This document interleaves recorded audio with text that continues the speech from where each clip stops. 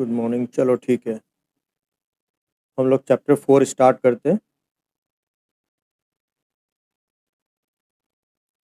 देखो, यहाँ पर मैं जो स्टार्ट कर रहा हूँ वो पहले फील्ड से स्टार्ट कर रहा हूँ, है ना। यहाँ पर ये देखो सारे टॉपिक है, अगर मैं इसको ध्यान से देखूँ तो क्या क्या है इसमें। ये यहाँ से लेकर के यहाँ तक जो मैं बात कर रहा हूँ ना, ये मैं बात कर रहा हूँ फील्ड की। कौन सा? Magnetic field. ये सारी कहानी है मैग्नेटिक फील्ड की। फिर यहाँ से मैंने बात करनी है यहाँ तक, ये तक। ये सारी बात होगी मैग्नेटिक फोर्स की।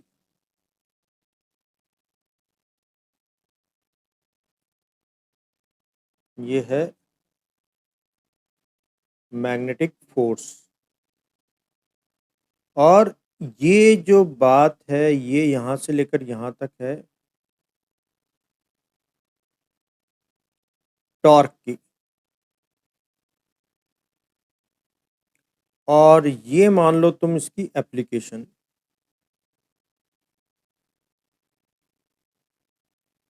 तो ये चैप्टर इस तरह से ब्रेक कर सकते हैं। देखो, अगर मैं बात करूं तो ये कुछ कुछ इलेक्ट्रोस्टेट जैसा है। कैसे? बायोसेवर्ट लॉ। जैसे वहां पर हमको क्या पता था कि एक चार्ज क्यू है। वहां पर हमने देखो बात क्या करी, सबसे पहले वहां पर हमने पढ़ा था पहले फोर्स। किसी भी दो पॉइंट चार्जेस के बीच में लगने वाला फोर्स हमने देखा था के Q1 Q2/r² था। फिर हमने फील्ड की कॉन्सेप्ट ली थी और उसमें एक टर्म डिफाइन किया था इलेक्ट्रिक फील्ड इंटेंसिटी, कि कोई क्यू चार्ज से r डिस्टेंस पर फील्ड इंटेंसिटी होती है KQ/r²। फिर उसके बाद हम, जो ये तो था फर्स्ट चैप्टर के टॉपिक थे ना, उसमें हमने ये दो चीजें सीखी बेसिकली। उसके बाद नेक्स्ट चैप्टर में हमने एनर्जी के बारे में बात करी। उसमें दो पॉइंट चार्जेस की पोटेंशियल एनर्जी KQ1 Q2/r देखा, और एक की वजह से पोटेंशियल KQ/r देखा। फिर इसके साथ साथ हमने वहां पर एक स्टोरेज की भी बात करी कि हम चार्ज को स्टोर कैसे कर सकते हैं। तो कैपेसिटेंस की बात भी देखी कि वहां पर स्टोर एनर्जी हमने देखा था, जो स्टोर पोटेंशियल एनर्जी हो जाती है ½ CV²। ठीक है। फिर वहां पर एक हमने टर्म देखा था एनर्जी डेंसिटी, ½ ε E²। ठीक है। तो ये हमने जो इलेक्ट्रोस्टेट पढ़ा उसमें हमने ये पैटर्न अपनाया। पहले हम फोर्स फोर्स और फील्ड की कॉन्सेप्ट पे गए, फिर ये नेक्स्ट चैप्टर में एनर्जी और उसके स्टोरेज की कॉन्सेप्ट पे गए। यहाँ पर अब हम बात कर रहे हैं, जैसे जो इलेक्ट्रिक फील्ड का सोर्स होता है ना, वो तो वेल डिफाइंड होता है चार्ज। ठीक है। लेकिन यहाँ पर समस्या है, यहाँ पर जो सोर्स है ना, वो वैसे तो वेल डिफाइंड हम कर लेंगे, लेकिन हमको सीधा नहीं पता, तो यहाँ पर हम शुरुआत फील्ड से करेंगे। वहां पर हमने शुरुआत करी थी फोर्स से, यहाँ हम फील्ड से करेंगे। हालांकि आपकी एनसीईआरटी में पहले फोर्स से शुरुआत की है, लेकिन मैं उसको ठीक नहीं समझता। यहाँ पर मेरी मेरी तरह से मैं शुरुआत जो करता हूँ वो फील्ड से करता हूँ। ठीक है। तो इसलिए तुम देखोगे एनसीईआरटी में थोड़ा फील्ड सेकंड स्टेप पर है, फोर्स पहले बताया हुआ है। मैं क्यों बात कर रहा हूँ फील्ड की? क्योंकि जो हमारे पास मैग्नेटिक फील्ड होता है ना, उसका जो सोर्स होता है वो एक मूविंग चार्ज होता है। ठीक है। जैसे यहाँ तुमने चार्ज देखा ना, यहाँ पर होता है QV। अगर मैं ठीक तरह से देखूं तो इसका जो सोर्स है, मैग्नेटिक फील्ड का सोर्स है, वो देखो वेक्टर फॉर्म में, एक तो वेलोसिटी वेक्टर होती है, QV होता है एक्चुअली में। और इसका जो, अगर मैं इलेक्ट्रिक फील्ड का सोर्स देखूं, वो स्केलर होता है, चार्ज। और ये क्या है? ये वेक्टर है। कोई मूविंग चार्ज होगा वो मैग्नेटिक फील्ड जनरेट करता है ना। देखो, चार्ज अगर रुका हुआ हो, चार्ज अगर रेस्ट पर हो, तो इट जनरेट इलेक्ट्रिक फील्ड, ठीक है। लेकिन चार्ज पार्टिकल अगर मोशन में आ जाए, यूनिफॉर्म वेलोसिटी से चल रहा हो,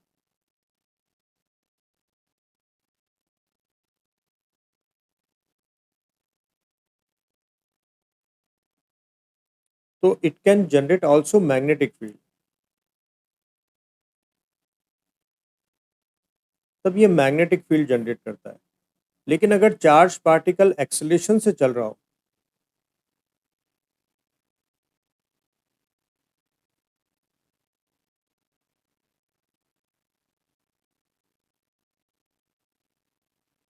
तो वो इलेक्ट्रोमैग्नेटिक वेव बनाता है।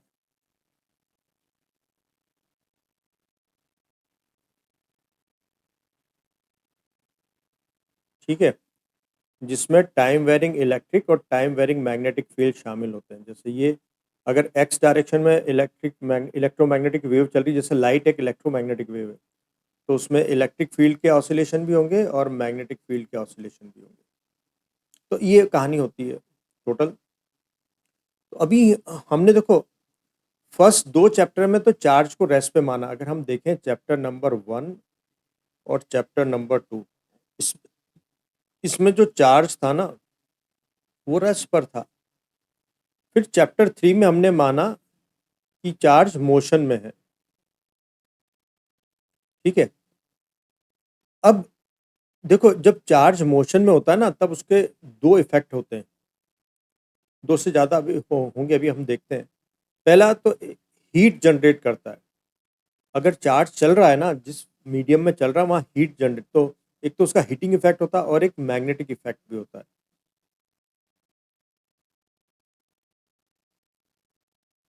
तो इस चैप्टर में हम लोग क्या करने वाले हैं, देखो हीटिंग इफेक्ट तो हमने चैप्टर 3 में देख लिया था। अब हम मूविंग चार्ज का मैग्नेटिक इफेक्ट देखने वाले हैं कि जब चार्ज मोशन में होता है तो अपने आसपास एक मैग्नेटिक फील्ड जनरेट करता है। तो उसकी हम जो बात करने वाले हैं वो चैप्टर 4 में करने वाले हैं। ठीक है, तो यहाँ पर देखो मैं शुरुआत, यहाँ पर देखो मैंने फील्ड सेकंड नंबर पे लिया था, लेकिन यहाँ मैं फील्ड फर्स्ट नंबर पे ले रहा हूँ। और यहाँ पर एक टर्म डिफाइन करूंगा, मैग्नेटिक फील्ड इंटेंसिटी। वो कुछ कुछ एक्चुअली में अगर तुम देखोगे ना, तो k q v upon r square है। ठीक है, बिल्कुल इस जैसा टर्म। लेकिन एक्चुअली तुमको ऐसा एनसीईआरटी में कहीं देखने को नहीं मिलेगा। उसमें तो तुमको ऐसा मिलेगा, B equal to k I D L sine theta upon r square. लेकिन एक्चुअली ये इस जैसा ही है, क्योंकि देखो आई इक्वल टू क्या होता है, D Q by D T. ठीक है ना, तो आई डी एल को मैं क्या लिख सकता हूँ, D Q by D T into D L. ठीक है, और D L by D T क्या हो जाता है, वेलोसिटी। तो एक्चुअली में ये आई डी एल है ना, क्यू वी है जो इसका सोर्स है। ठीक है, उसके बाद फिर हम बात करेंगे फोर्स की, मैग्नेटिक फोर्स की। मैग्नेटिक फोर्स किस पे लग सकता है, मूविंग चार्ज पर ही लग सकता है। तो यहाँ पर हम क्या बात करेंगे, अगर तुम देखो तो मैं इस टर्म को ऐसे तोड़ता हूँ, Q1V1। ये भी तुम्हें देखने को नहीं मिलेगी तुम्हारी कहीं एनसीईआरटी में या किसी बुक में, लेकिन मैंने इसको ऐसे समझा हुआ है। ठीक है, तो इस तरह का एक टर्म तुम देखोगे।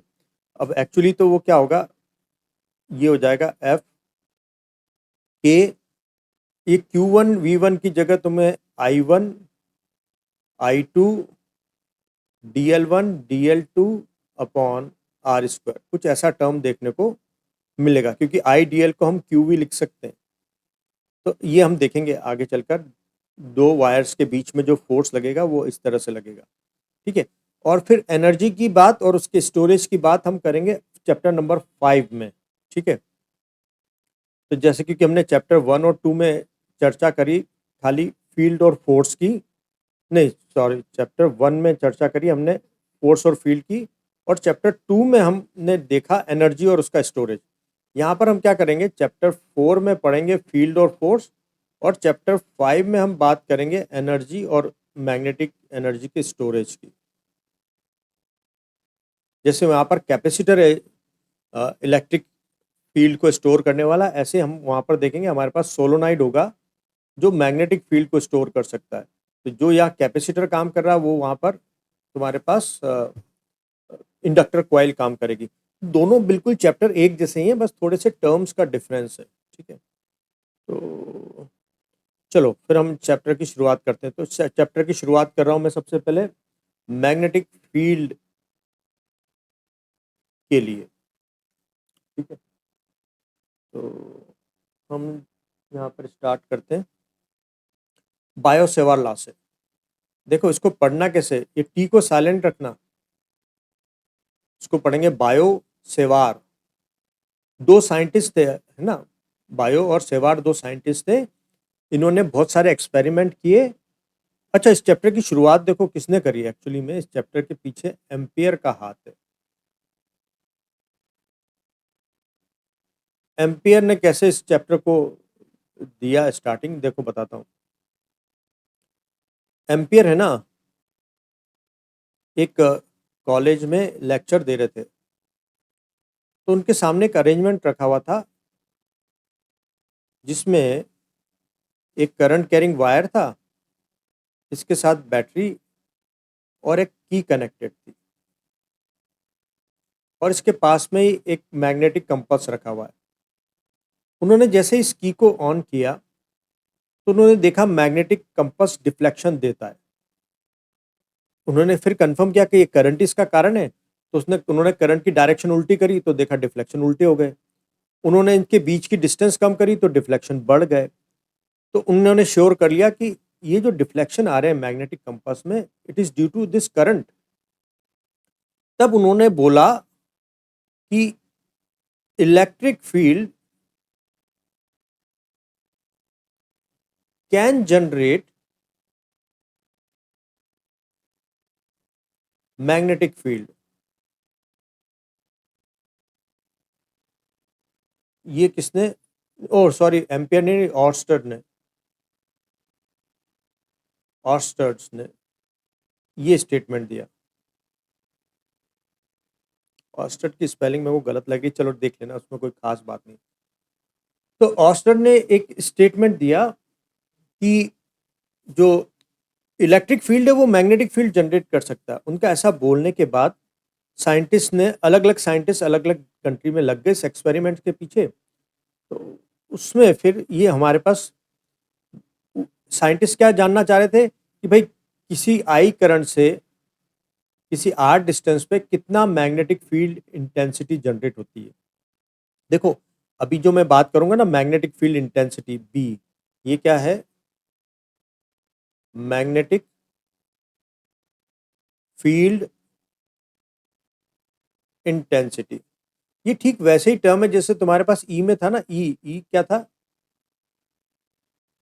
Electric field intensity.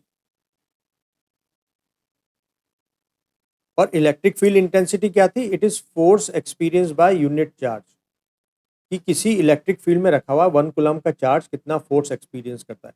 ये लगभग वैसे ही चीज है बी जो है। भाई हमने देखा कि कोई भी चार्ज पार्टिकल हो, उसके आसपास का एक ऐसा स्पेस जनरेट हो जाता है जहां पर कोई दूसरा charge particle electrostatic force experience करता है। अब डिस्टेंस के साथ, अब जैसे अलग अलग तरह के मैग्नेटिक इलेक्ट्रिक फील्ड हैं, कांस्टेंट है, जैसे हमने देखा था इनफाइनाइट चार्ज शीट की वजह से जो इलेक्ट्रिक फील्ड बनता है वो लगभग कांस्टेंट होता है, वो कांस्टेंट ही होता है। और दूसरा टाइम के साथ बदलने वाले, डिस्टेंस के साथ बदलने वाले। तो डिस्टेंस के साथ फील्ड कैसे बदलते हैं उसको समझने के लिए हमने तीन क्वांटिटी को डिफाइन किया था चैप्टर 1 में। एक थी इलेक्ट्रिक फील्ड इंटेंसिटी, एक थी इलेक्ट्रिक पोटेंशियल, और एक था इलेक्ट्रिक फील्ड लाइंस, ठीक है। तो इलेक्ट्रिक फील्ड इंटेंसिटी बेसिकली ये बताती है कि इलेक्ट्रिक फील्ड कहाँ पर ज़्यादा है कहाँ पर कम है, ठीक है, मैथमेटिकली बताती है। और इलेक्ट्रिक फील्ड लाइंस हमको खाली क्वालिटेटिवली बताती है कि कहाँ पर फील्ड ज़्यादा है, जहाँ पर इलेक्ट्रिक फील्ड लाइंस डेंस होती है वहाँ पर इलेक्ट्रिक फील्ड ज़्यादा होता है, जहाँ पर वो स्पेसियस होती है वहाँ पर इलेक्ट्रिक फील्ड कम होता है।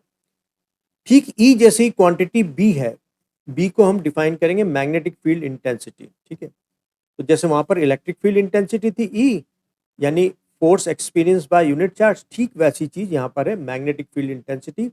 और सारे साइंटिस्ट यही जानने की कोशिश कर रहे थे कि कोई कोई आई करंट से आर डिस्टेंस पे कितना मैग्नेटिक फील्ड इंटेंसिटी जनरेट होता है। तो हमारे कोर्स में जो ये दो साइंटिस्ट हैं बायो और सेवार, इन्होंने हमको वो फॉर्मूला दिया कि कोई करंट कैरिंग कंडक्टर से हम मैग्नेटिक फील्ड को कैसे रिलेट कर सकते हैं। तो उन्होंने क्या बोला, देखो पहले इनके अरेंजमेंट ले लेते हैं। ये कोई वायर है एक्स वायर, इसमें कोई करंट फ्लो हो रहा है आई वैल्यू का। तो इन्होंने इस करंट कैरिंग कंडक्टर का एक छोटा सा माइक्रोस्कोपिक एलिमेंट लिया। माइक्रोस्कोपिक एलिमेंट मतलब जिसको माइक्रोस्कोप से देखा जा सके, जिसके डायमेंशंस बहुत छोटे हो। तो इन्होंने ये माइक्रोस्कोपिक एलिमेंट लिया आई डी एल, यानी मान लो डीएल लेंथ का एक इस करंट वायर का टुकड़ा ले लिया। इस एलिमेंट से थीटा एंगल पर आर डिस्टेंस पर कोई पी पॉइंट है जहां पर हम magnetic field intensity find out करना चाहते हैं। सपोज यहां पर मैग्नेटिक फील्ड इंटेंसिटी की वैल्यू है डीबी। तो इन्होंने बोला नंबर 1, ये जो डीबी होगा ना, it is directly proportional to value of current which is flowing through this wire. Number 2, field intensity, यानी करंट ज्यादा होगा तो मैग्नेटिक फील्ड इंटेंसिटी ज्यादा होगी। तुम लेंथ ज्यादा लोगे तो मैग्नेटिक फील्ड ज्यादा होगा। Number 3, it is inversely proportional to square of distance. ठीक है, जो तुम सोर्स और इस पॉइंट ऑफ कंसिडरेशन के बीच में डिस्टेंस ले रहे हो, इसके स्क्वायर के इनवर्सली प्रोपोर्शनल होगा। Number 4, it is directly proportional to sine theta. ये एंगल डिपेंडेंसी भी है। अब तुम अगर देखो इसको उस फोर्स से कंपेयर करो, इलेक्ट्रोस्टैटिक फोर्स से, तो अगर मैं इन दोनों आईडीएल को मिला दूं तो ये सोर्स हो गया एक्चुअली में। मैं देखो तुमको कंपैरिजन का एक पैरामीटर भी बताता हूं। जैसे dB is proportional to IDL। ठीक है, ये ठीक उस जैसा है जैसे DE is directly proportional to charge, क्योंकि फील्ड इंटेंसिटी क्या होती है KQ/R², और dB is inversely proportional to R²। DE भी is inversely proportional to R²। लेकिन एक जो इसमें नहीं है चीज, वो इसमें है, एंगल डिपेंडेंसी साइन थीटा। ये इसमें एक एक्स्ट्रा चीज आई। ठीक है, तो अभी मैंने यहाँ पे कंपैरिजन बताया, तो यही बायो सेवर लॉ है। ये जो चार तुमको जो मैंने पॉइंट्स बताए, यही बायो सेवर लॉ है। अब इसको वर्ड में लिखूंगा और तुम्हें अगर एग्जाम में आ जाएगा तो तुम्हें कैसे लिखना है वो बताता हूँ। तो अब आगे बात करते हैं। तो हम बात कर रहे थे बायो सेवर लॉ। तो उन्होंने क्या बोला, एक करंट कैरिंग एलिमेंट है एक्स वाई, इसमें सपोज आई वैल्यू का करंट फ्लो हो रहा है। इसका एक माइक्रोस्कोपिक लेंथ ली डीएल, यानी ये आई डीएल का एंगल वो टुकड़ा लिया, और आर डिस्टेंस पर कोई पी पॉइंट पर फील्ड इंटेंसिटी डीबी, ठीक है, थीटा एंगल पर। तो according to Biot saver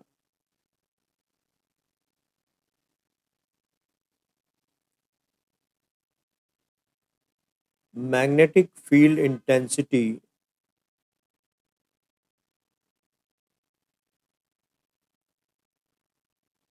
dB due to current carrying element,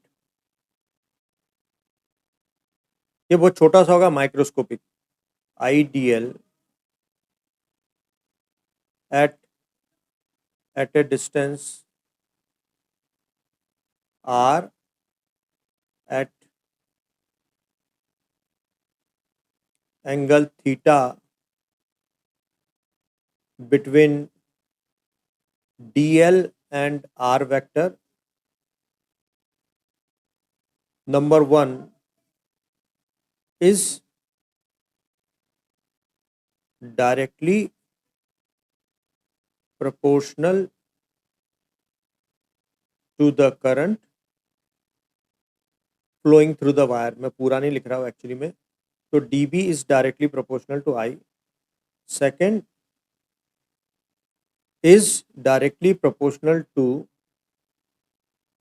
length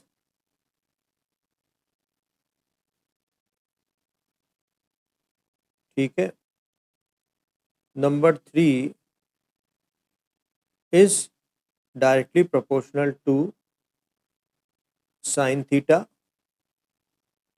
sine of angle between DL and R. Number 4 is inversely proportional to square of distance between source मतलब IDL and point of observation मतलब P। ठीक है, तो मतलब dB is inversely proportional to are square. तो एक बार check करें यहाँ तक कोई दिक्कत, फिर अब इसके आगे हम मैथमेटिकली जाएंगे। यहाँ तक कोई प्रॉब्लम हो तो बताएं। यहाँ तक क्लियर है? यहाँ पर मैंने तुम्हें समझा दिया बायो सेवर लॉ क्या है। ये कूलम्ब्स लॉ जैसा ही तो है। कूलम्ब्स लॉ क्या होता है? F is proportional to q, inversely proportional to are square. यहाँ पर वो आई डी एल एक साथ ले लो तो वो सोर्स हो जाएगा, बस एक एक्स्ट्रा चीज आएगी साइन थीटा वाली।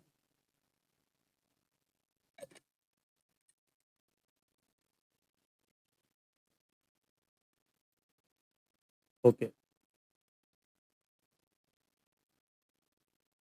आगे कंटिन्यू करेंगे हम लोग। अब अगर मैं इन सारी चीज़ों को मिला दूं तो D B is proportional to I D L sine theta upon r square. अब इस इनइक्वलिटी को इक्वलिटी में कन्वर्ट करने के लिए कांस्टेंट लाएंगे के। के कांस्टेंट ऑफ प्रोपोर्शनलिटी है, I D L sine theta upon r square. K क्या है? It is constant of proportionality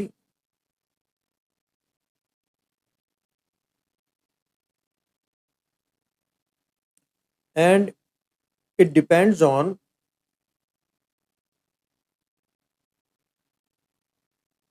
number 1 system of unit, तुम SI में नाप रहे हो या CGS में, उस पर डिपेंड करता है। और नंबर 2 मीडियम, तुमने जो ये एलिमेंट रखा है IDL वो एयर में है, वाटर में है या कहाँ पर है, उस पर डिपेंड करता है। ठीक है, तो अब पहले हम के की वैल्यू की बात कर लेते हैं। तो उससे सबसे पहले हम सिस्टम हमारा डिफाइन कर लेते हैं, SI सिस्टम। तो हम देखो, क्योंकि सिस्टम पे डिपेंड करता है तो हम SI सिस्टम की बात कर रहे हैं, SI सिस्टम। अब इसके बाद मीडियम सेट करना होगा, तो मीडियम हम ले लेते हैं एयर या वैक्यूम।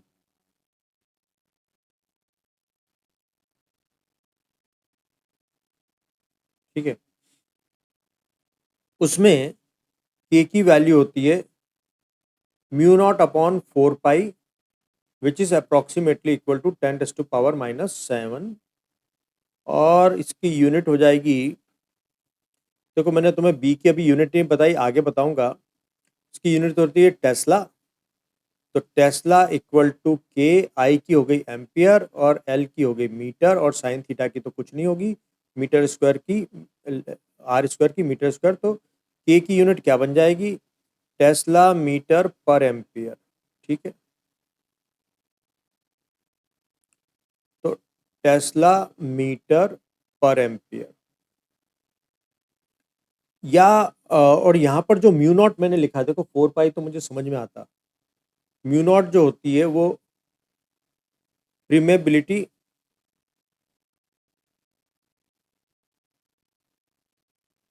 Of free space. अब ये क्या चीज़ है वो मैं तुम्हें आगे बताऊंगा, इससे क्या मतलब समझो तुम। ये प्रीमेबिलिटी क्या है और फ्री स्पेस मतलब तो वो जो वैक्यूम हो गया, और ये हो गया तुम्हारे पास 4 पाई × 10⁻⁻⁷ टेस्ला मीटर पर एम्पियर। ठीक है, अभी आगे और इसको डिटेल बताऊंगा मैं तुम्हें। नेक्स्ट होता है फॉर एनी अदर मीडियम, किसी भी दूसरे मीडियम की बात करूं, जैसे वाटर हो गया, ऑयल हो गया या आयरन वगैरह हो गया, तो k की वैल्यू होती है mu upon 4 pi, where mu is absolute permeability of medium। ठीक है, फिर हम जैसे वहां पर हमने एप्सिलॉन आर डिफाइन किया था या के डाइलेक्ट्रिक कांस्टेंट, वैसे ही हम यहाँ पर डिफाइन कर रहे हैं रिलेटिव परमेबिलिटी।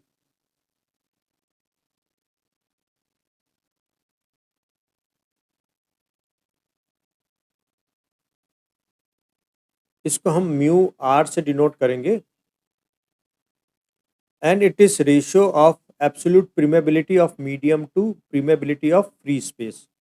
ठीक है, तो ये हम क्या करेंगे, रेशियो ऑफ एब्सोल्यूट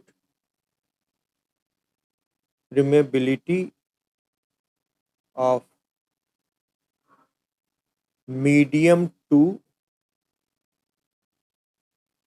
परमेबिलिटी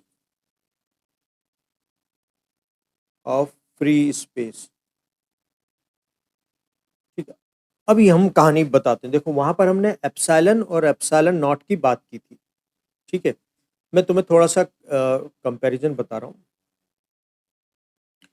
जैसे क्या है, कोई क्यू चार्ज है, Q1 चार्ज है और Q2 चार्ज है, इनको हम एयर या वैक्यूम में रखें, तब जो फोर्स लगता है ना, वो लगता है Q1 Q2 upon 4 pi epsilon naught r square. यहाँ पर जो हमने एप्सिलॉन बोला था, एप्सिलॉन नॉट, इसको हमने बोला था परमिटिविटी,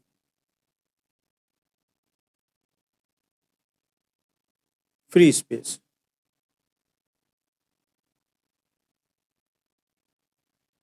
सुने, जो ये फोर्स लगता है ये मीडियम के थ्रू लगता है,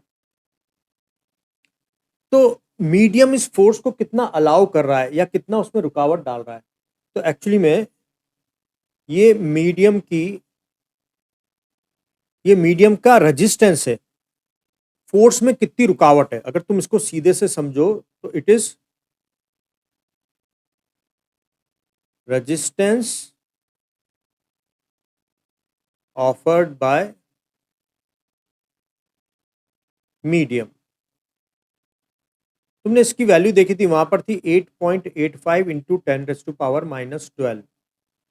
अगर ये ज्यादा होता है तो इसकी यूनिट जो हो जाती है कूलम स्क्वायर पर न्यूटन पर मीटर स्क्वायर। ठीक है, अगर इसकी वैल्यू ज्यादा है तो रेजिस्टेंस ज्यादा होगा।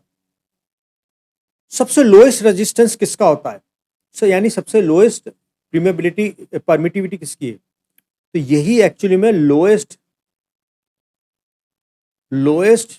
रेजिस्टेंस है।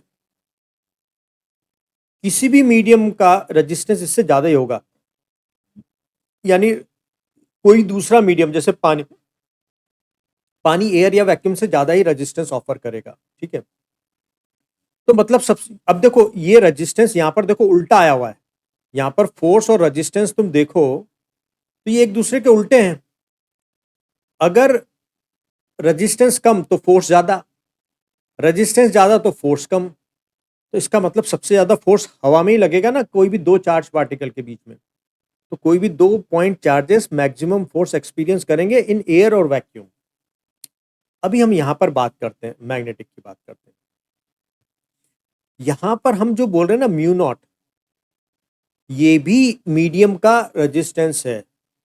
यहां पर हम इसको क्या बोलते हैं, प्रीमेबिलिटी ऑफ फ्री स्पेस। दूसरे शब्दों में it is resistance offered by medium, by, ये तो फ्री स्पेस है, बाय फ्री स्पेस। तो मैग्नेटिक फोर्स में, जैसे यहाँ इलेक्ट्रिक फोर्स में जो ऑब्स्टेकल है वो एप्सिलॉन नॉट से है, मैग्नेटिक फील्ड में जो ऑब्स्टेकल है वो म्यू नॉट से है। अब जैसे हमको पता है एप्सिलॉन नॉट तो सबसे मिनिमम वैल्यू है, तो यहाँ पर अगर हम देखें क्या ये मिनिमम है या ये मैक्सिमम है, तो इसके बारे में हम बात करते हैं। देखो, इससे कम भी पॉसिबल है और इससे ज़्यादा भी पॉसिबल है, ठीक है? तो ये जो है, ये कोई बीच की वैल्यू है। परमिटिविटी तुम अगर बोलो तो ये देखो, तुम्हें बताता हूँ। अच्छा सॉरी, ये रेजिस्टेंस नहीं है, ये तो कंडक्टेंस है। अगर मैं देखूँ तो इट इज़ कंडक्टेंस।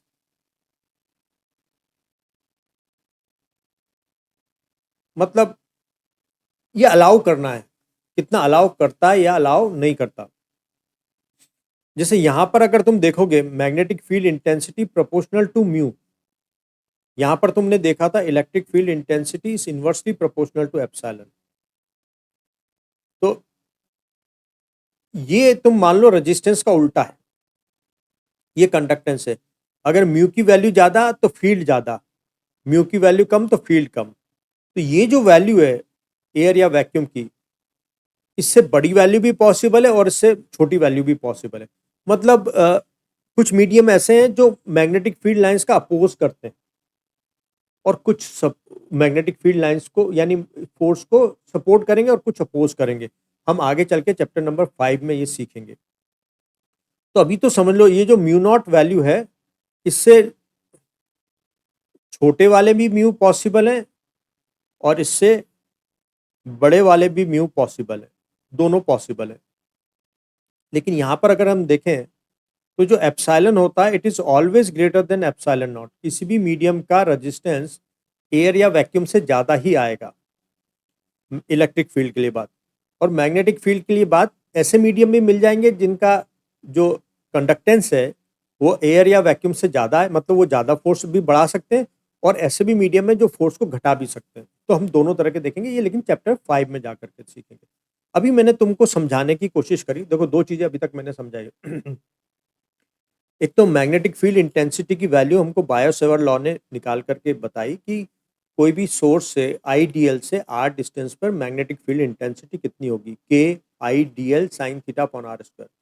यहाँ पर जो के है कांस्टेंट ऑफ प्रोपोर्शनलिटी, उसमें एक टर्म आएगा म्यू। म्यू क्या है, वो मीडियम की अलाउनेंस है कि वो कितना अलाउ करता है या कंडक्ट करता है फोर्स को। ये ना, ये टर्मिनोलॉजी मेरे द्वारा दी, जो मैंने समझा है मैंने उसको समझाया, ये तुम्हें कहीं मिलेगा नहीं बुक में सीधा। तो म्यू बताता है कि कोई मीडियम कितना अलाउ कर रहा है। तो ये जो हमने इस फ्री स्पेस की वैल्यू देखी, हमको ऐसे मीडियम भी मिलेंगे जो इस वैल्यू से, जिनकी म्यू कम भी है, और ऐसे मीडियम में मिलेंगे जिनके म्यू इससे ज़्यादा भी है। लेकिन अगर इलेक्ट्रोस्टेट में देखें तो वहाँ पर जो एप्सिलॉन नॉट है वो रेजिस्टेंस है। तो सबसे कम रेजिस्टेंस सिर्फ एयर और वैक्यूम का होता है, बाकी सारे मीडियम का रेजिस्टेंस इलेक्ट्रिक फील्ड के लिए ज़्यादा ही आता है। ठीक है, तो यहाँ तक ये बात हो गई, मैंने तुम्हें ये समझा दिया है ना। अभी एक मिनट, अ, हम लोग बात कर रहे थे बायो-सेवर्ट लॉ की, ये हो गया, यहाँ मैंने बता दिया। फिर मैंने के की बात बता दी। अब इसके बाद मैं बताने वाला हूँ कि क्योंकि मैग्नेटिक फील्ड एक वेक्टर क्वांटिटी है तो उसकी डायरेक्शन हम कैसे निकालेंगे और इसका यूनिट हम क्या लेंगे। ठीक है, अब ये दो बातें और बची हुई जो मैं तुम्हें डायरेक्शन निकालने का रूल और इसकी यूनिट के बारे में बताऊंगा। तो पहले तो यहाँ तक चेक कर लो, यहाँ तक कोई डाउट है क्या? क्या सब समझ में आ गया? ओके, चलो आगे कंटिन्यू करते हैं।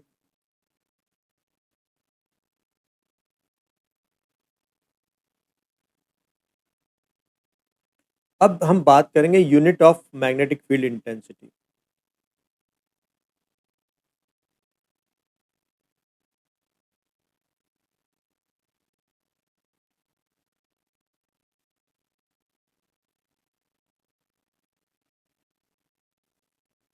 बी के बारे में। तो अरे,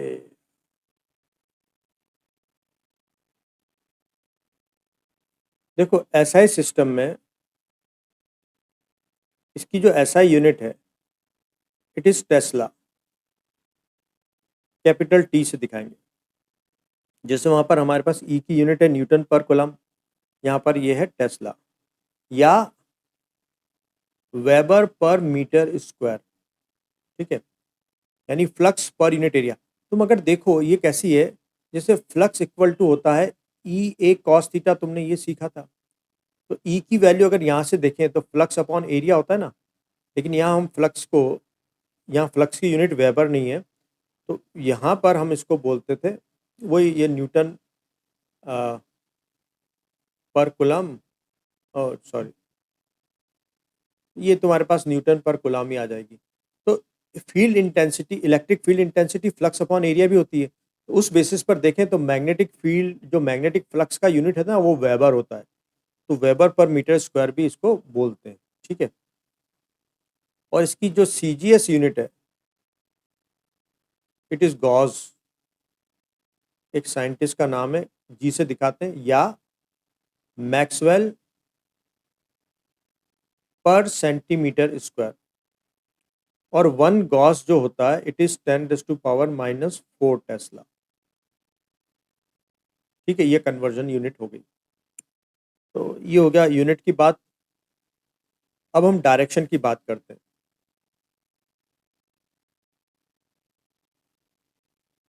उससे पहले हम वेक्टर फॉर्म देख लेते हैं, वेक्टर फॉर्म ऑफ बी।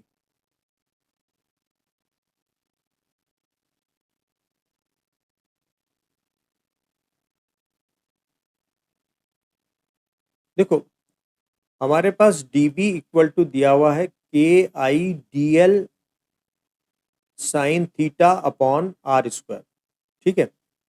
अब यहाँ पर ये थीटा किस किस के बीच का एंगल है, IDL और आर के बीच का एंगल है थीटा। और देखो, तुम्हारे पास दो वेक्टर यहाँ मुझको एक वेक्टर तो ऊपर दिख रहा है DL, लेकिन एक वेक्टर मुझे नजर नहीं आ रहा है। तो हम ऐसा भी लिख सकते हैं, DB equal to KI/DL cross r cap upon r square. क्यों? क्योंकि जब मैं DL क्रॉस आर कैप का ओपन करूंगा तो DL का मैग्नीट्यूड और आर कैप का मैग्नीट्यूड, यूनिट वेक्टर का मैग्नीट्यूड 1 होता है इनटू साइन थीटा। तो एक्चुअली मैंने DL साइन थीटा को DL क्रॉस आर भी लिख दिया, ठीक है, ऐसा लिख सकता हूं।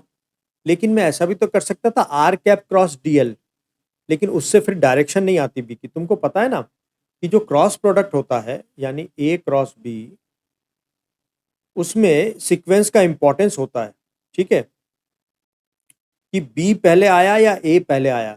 क्योंकि यहाँ पर हम ये वाला जो सर्कल है उसको फॉलो करवाते हैं, कॉम्यूटेटिव लॉ को फॉलो नहीं करता क्रॉस प्रोडक्ट। सीक्वेंस का इंपॉर्टेंस है। तो अभी मैं तुम्हें बताऊंगा कि जो बी की डायरेक्शन आएगी ना, वो DL क्रॉस आर से ही आ सकती है, ठीक है। तो मैं इसको भी और आगे कंटिन्यू कर रहा हूँ। तो मैंने ऐसे लिख दिया, DB equal to KI/DL cross r cap upon r square, ठीक है। आर कैप को मैं vector R upon mod value of R भी लिख सकता हूँ। तो मैं ऐसा लिख पाऊंगा, DB इक्वल टू KI/DL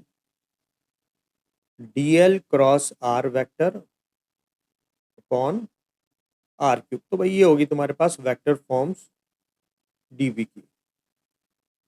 अब हम डायरेक्शन पे आ जाते हैं, बात करते हैं।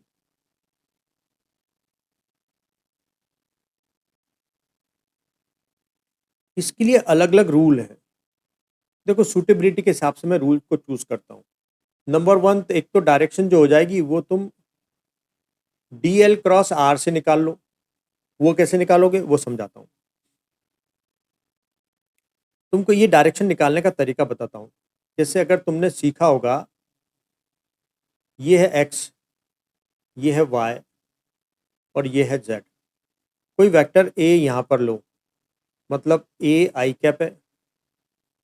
एक वेक्टर यहाँ पर लो B, B J कैप है। अगर मैं A क्रॉस B करूं तो सुने, तो एक्चुअली में आपने किया हुआ है I क्रॉस J, और I क्रॉस J क्या बनता है,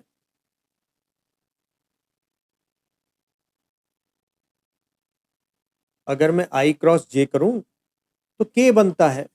K क्या पाएगा?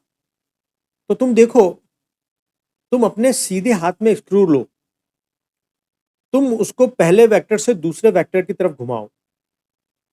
अगर जो वो क्लॉकवाइज घूम रहा है तो एक्सिस के अलोंग अंदर जाना होगा, अगर एंटी क्लॉकवाइज घूमना पड़ा तो एक्सिस के अलोंग बाहर आना पड़ेगा।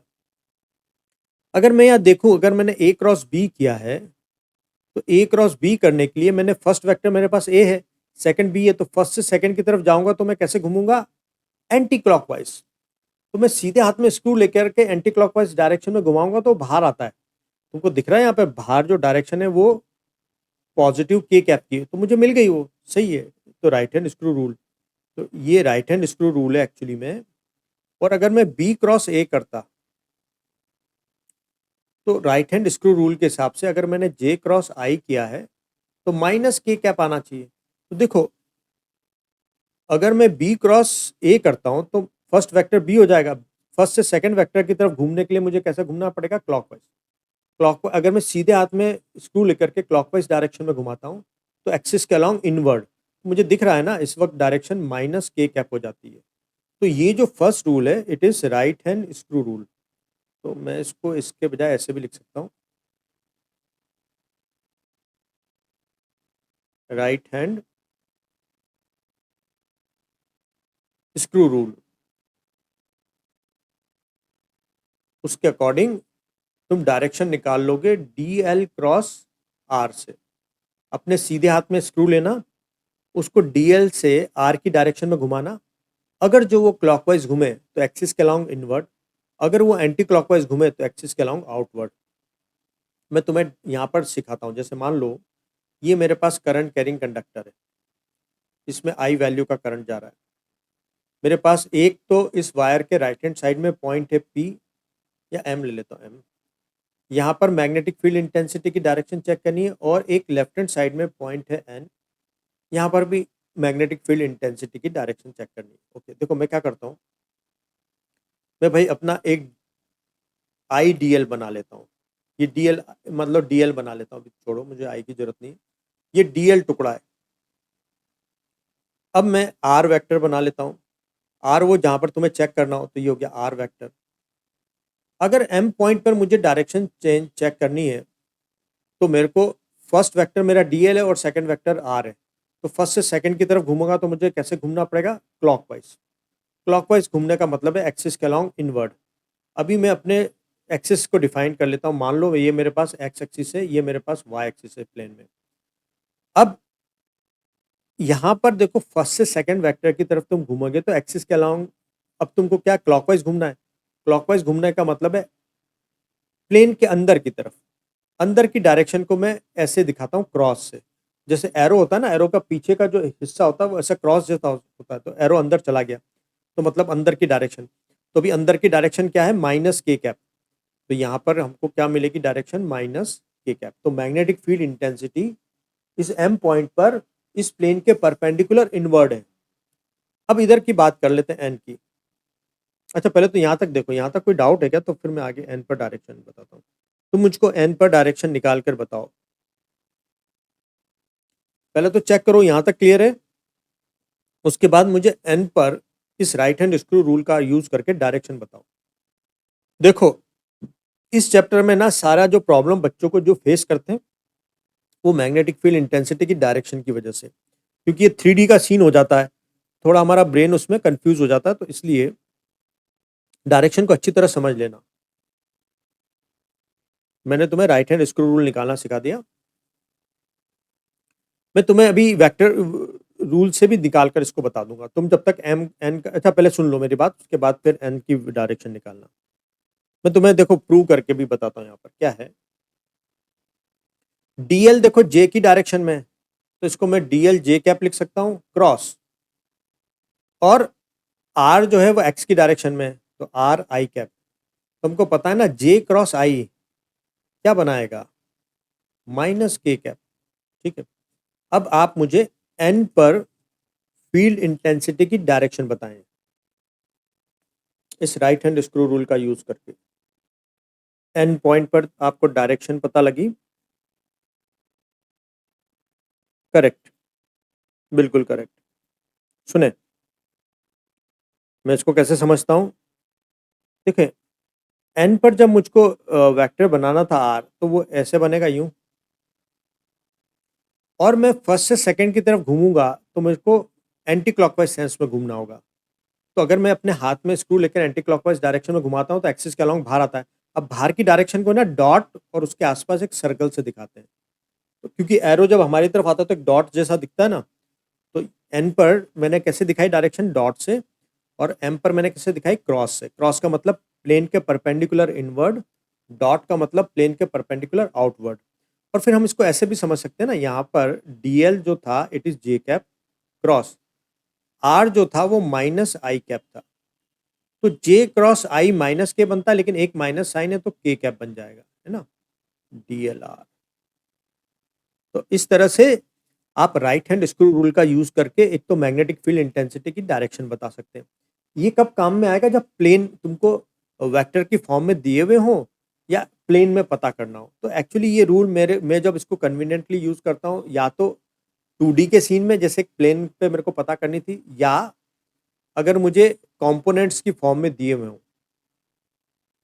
यानी मुझे अगर वेक्टर्स फॉर्म दिया हुआ हो या वेक्टर फॉर्म दिया हुआ हो, तब मैं इसको यूज करना प्रेफर करता हूँ। Number 2, right hand palm rule.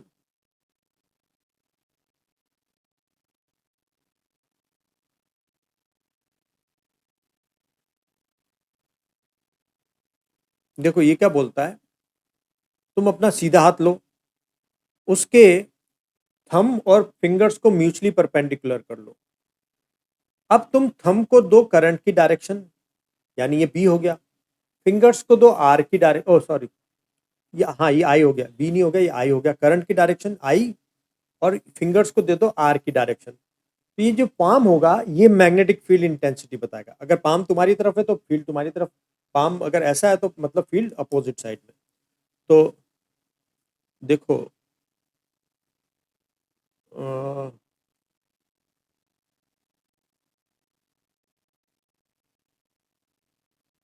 ये थंब हो गया, ये आपकी फिंगर्स हो गई, दो तीन और एक चौथी, ठीक है। तो थंब करंट की डायरेक्शन बताएगा, फिंगर्स आर की डायरेक्शन बताएगी, तो पाम जो होगा वो मैग्नेटिक फील्ड इंटेंसिटी की डायरेक्शन बताएगा, ठीक है।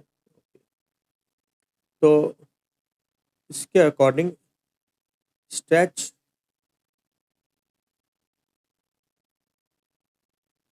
thumb and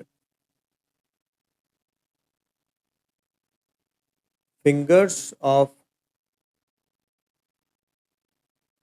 right hand mutually perpendicular to each other. If thumb is along the direction of current and fingers are along the direction of point where we want to find the magnetic field, या मैं लिखूंगा along the direction of r, then palm will show the direction of magnetic field intensity, ठीक है। अभी सुने, देखो क्या है, जैसे पिछला ही केस था, करंट ऊपर जा रहा था, एक पॉइंट एम इधर था इसके राइट हैंड साइड पर और एक एन था लेफ्ट हैंड साइड पे।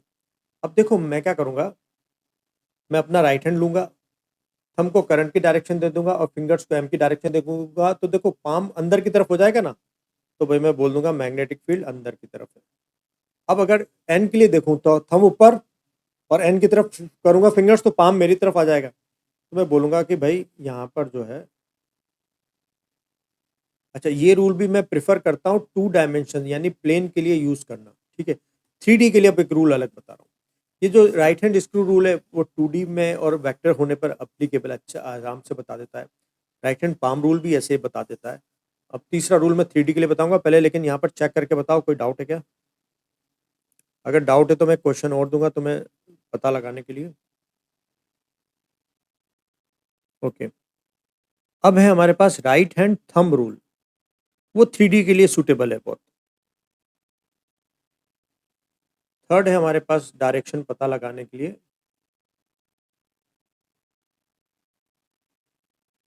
Right hand thumb rule.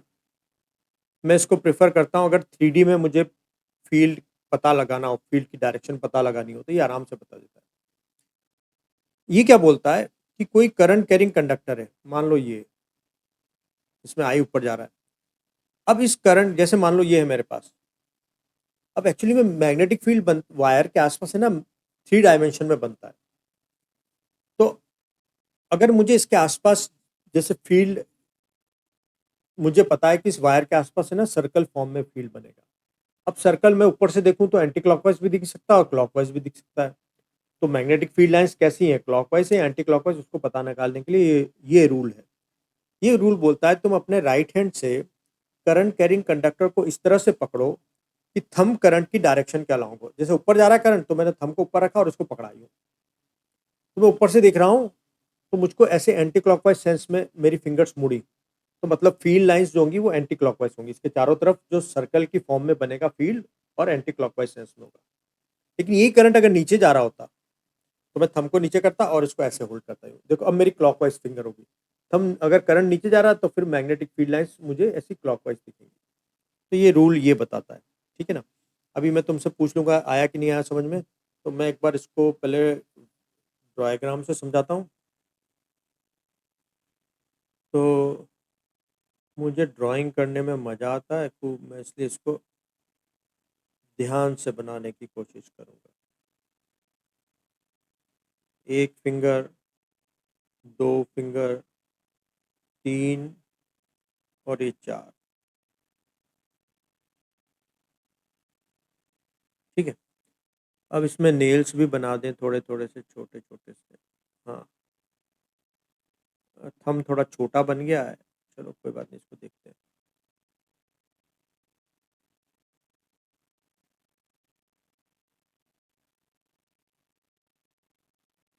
हाँ, हाथ ऐसा बनना चाहिए, ये सीधे आना चाहिए, ठीक है, हाँ सही। ये थंब है ना, बीच में से वायर को हटाना चाहिए, थोड़ा सा ऐसे लाना चाहिए यहाँ से, कि ट्रांसपेरेंट थोड़ी होता है हाथ ना, तो यहाँ से निकालूंगा मैं इसको, ठीक। इसको आई को हटाओ, इसको हटाओ। हाँ, अब थोड़ा सही दिख रहा है, गुड।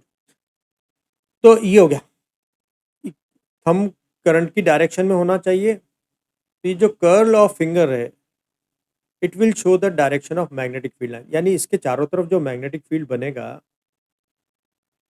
वो ऐसे सर्कल्स में होगा, और ये तुम्हारे पास एंटी क्लॉकवाइज सेंस में घूमती हुई बनेगी। तो मैं अब इसको स्टेटमेंट में लिख देता हूँ, hold current carrying conductor with your right hand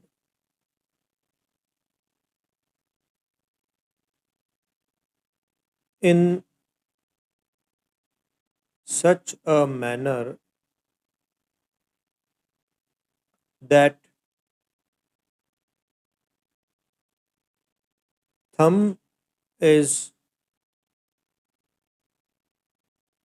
along the direction of current,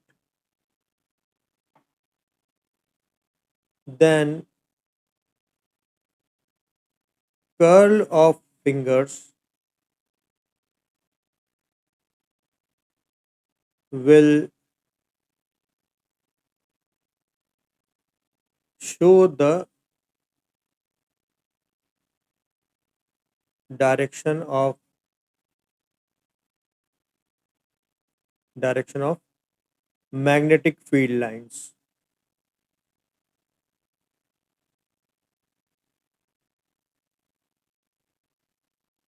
check करें, कोई डाउट?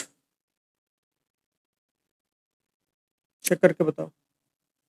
तो अभी तक हमने देख लिया कि मैग्नेटिक फील्ड इंटेंसिटी का वैल्यू हम कैसे निकाल सकते हैं, उसका वेक्टर फॉर्म क्या है, किन किन फैक्टर्स पर डिपेंड करता है, कांस्टेंट ऑफ प्रोपोर्शनलिटी क्या है उसके साथ, और उसकी यूनिट क्या है मैग्नेटिक फील्ड इंटेंसिटी की, और उसकी डायरेक्शन हम कैसे निकाल सकते हैं।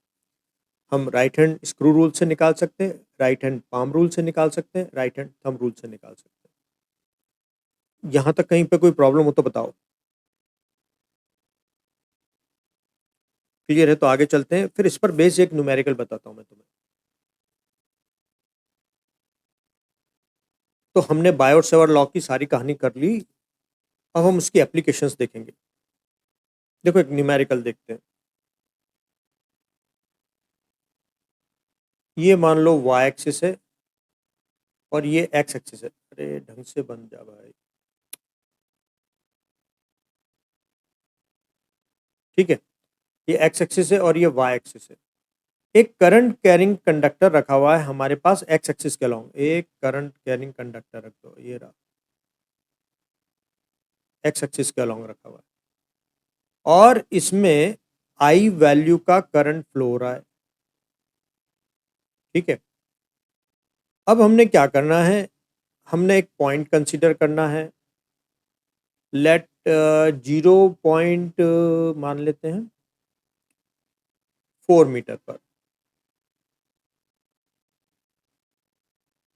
ठीक है, यहां पर कोई P पॉइंट है। अब इस वायर का एक माइक्रोस्कोपिक एलिमेंट लेते हैं। यहां पर हमने बहुत छोटा सा लिया, बहुत छोटा सा ना, दिखा मैं बढ़ा रहा हूं। ये DL लेंथ का एक एलिमेंट है। तो हमें P पॉइंट पर फील्ड इंटेंसिटी फाइंड आउट करना है। अगर हमारे पास वैल्यू जो है I की तो है 2 एम्पियर, DL की वैल्यू है 0.1 मिलीमीटर। तो फाइंड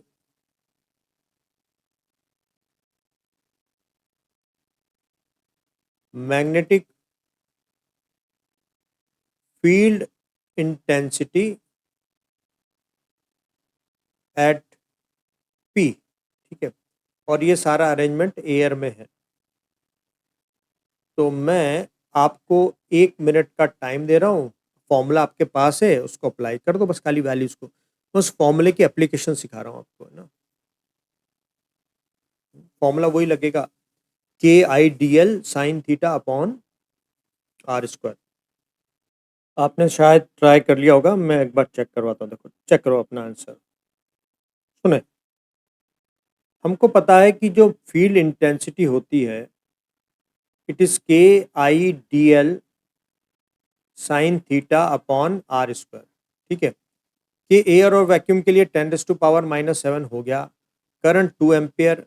DL जो मुझको पता है 10⁻⁻4 मीटर हो जाएगा, है ना। 1 मिलीमीटर 10⁻⁻3 होता है, और एक 10 और कम हो जाएगा। तो DL हो जाएगा 10⁻⁴। अब थीटा के लिए देखो, ये तुम्हारे पास DL है और ये है R। DL और R के बीच में एंगल बन रहा है 90 डिग्री। तो साइन 90 डिग्री 1 हो जाएगा अपॉन R²। R मतलब 4 है, तो 4 का स्क्वायर। तो आपके पास इतना टेस्ला फील्ड बनेगा। और अगर डायरेक्शन के साथ लेना हो तो आप देखें, यहां पर DL क्रॉस R क्या हो जाएगा।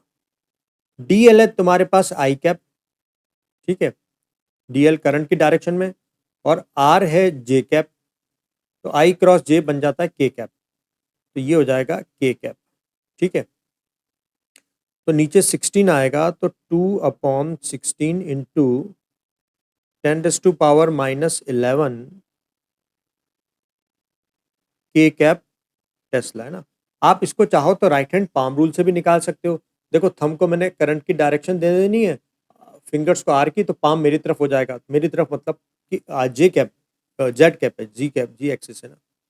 तो 1/8 इसको आगे हम चाहें तो सॉल्व कर सकते हैं, 1/8 को भी सॉल्व किया जा सकता है, तो लेकिन मैं अभी यहीं पर छोड़ रहा हूँ। ये हो गया मेरे पास डीबी। ओके, अभी समझ में अभी क्लियर हो गया कि डीएल क्या होता है। डीएल जो तुमने वायर का जो छोटा सा एलिमेंट कंसीडर करते हो ना यहाँ पर, ठीक है, मेरे को ये लिखना चाहिए था, magnetic field intensity due to element DL, due to current carrying element DL, है ना। यहाँ पर पूरा क्वेश्चन ये होना चाहिए था, intensity due to current carrying element DL. ठीक है, तो अभी क्लियर है बात।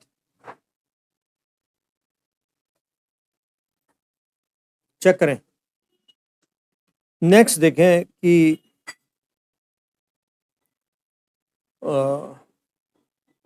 हमारे पास, हमने देखो जैसे वहां पर इलेक्ट्रोस्टेट में हमारे पास कूलम्ब्स लॉ है ना, ठीक वैसा ही हमारे पास यहाँ पर बायो सेवर्ट लॉ है। ठीक है, अब इनमें कुछ सिमिलरिटीज भी है और कुछ डिफरेंसेस भी हैं, तो पहले मैं बात कर लेता हूँ सिमिलरिटीज में।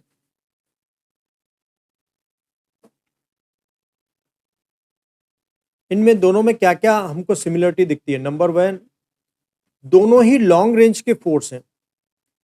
अगर तुम देखो तो जो तुम्हारे पास डीबी आता है वो अगर तुम देखो तो it is inversely proportional to are square. ऐसे ही फील्ड इंटेंसिटी जो है it is also inversely proportional to are square. तो मतलब बोथ आर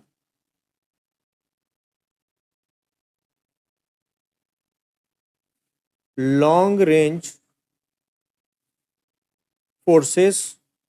ठीक है, मतलब बहुत दूर से, इंफिनिटी से भी ऑपरेट हो जाते हैं। दूसरा, दोनों सुपर पोजिशन प्रिंसिपल को फॉलो करते हैं। बोथ फॉलो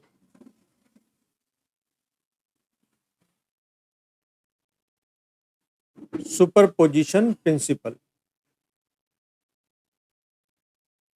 हमने देखा था ना कि एक पॉइंट चार्जेस के ऊपर एन डिफरेंट पॉइंट चार्जेस की वजह से जो नेट फोर्स आता है it can be obtain by vector sum of individual forces. तो यहाँ पर ये दो हमको कूलम्ब्स लॉ में और बायो सेवर्ट लॉ में सिमिलरिटी मिलती है। अब डिफरेंसेस क्या हैं?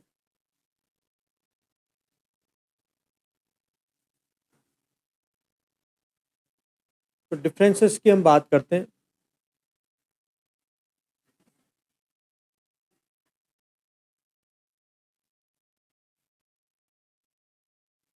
यहाँ पर है हमारे पास बायो सेवर्ट लॉ और यहाँ पर है हमारे पास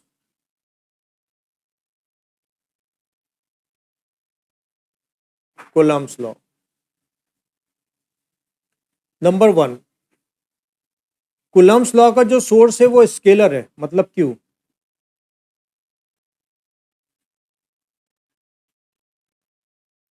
ओके, तो हम बात कर रहे थे डिफरेंसेस की। तो number first, source of coulomb law is scalar, मतलब चार्ज, और यहां पर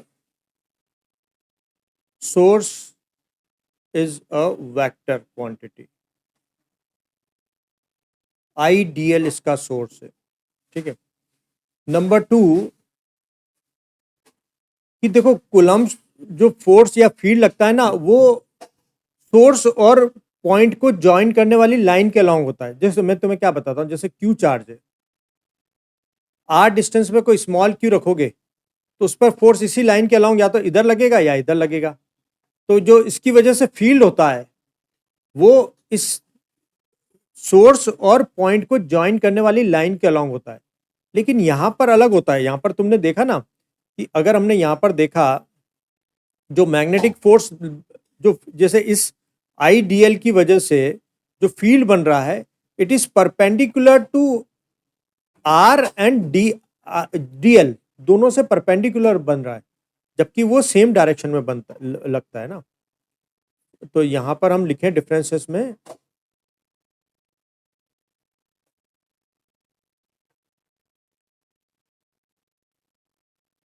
field is along the line joining source to point of observation। ठीक है, यहां पर क्या है, फील्ड इज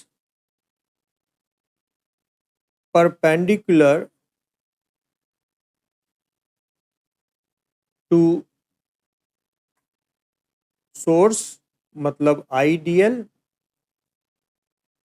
एंड आर, मतलब जो पॉइंट को ज्वाइन करने वाली लाइन है, जो वेक्टर है, उससे परपेंडिकुलर लगता है। नंबर 3 बात, कुलम्स लॉ में कहीं एंगल नहीं आता, तो इट इज एंगल इंडिपेंडेंट।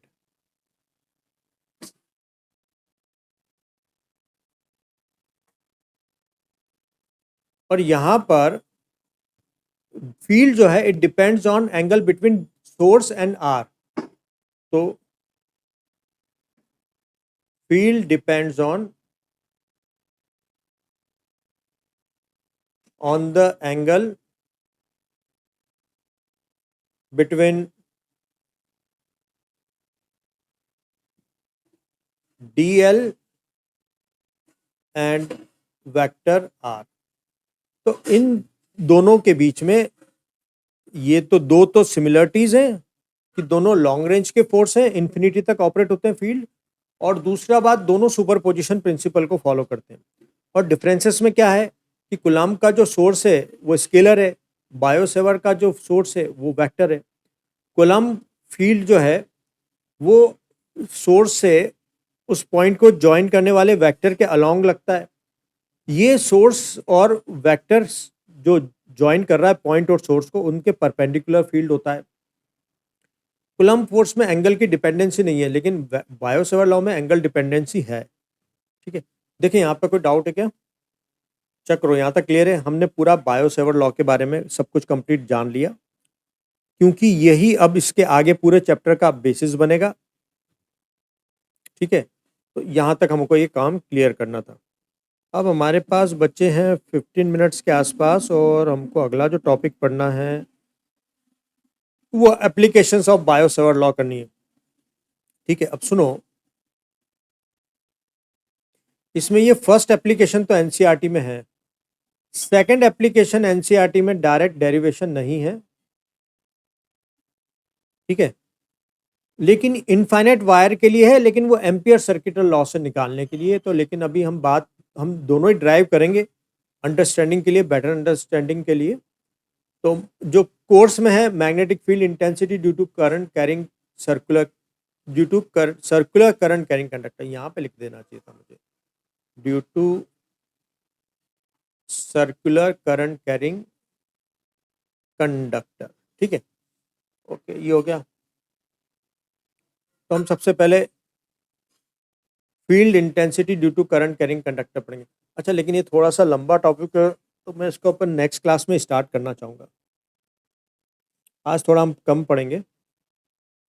चलो, क्लास एंड करते हैं।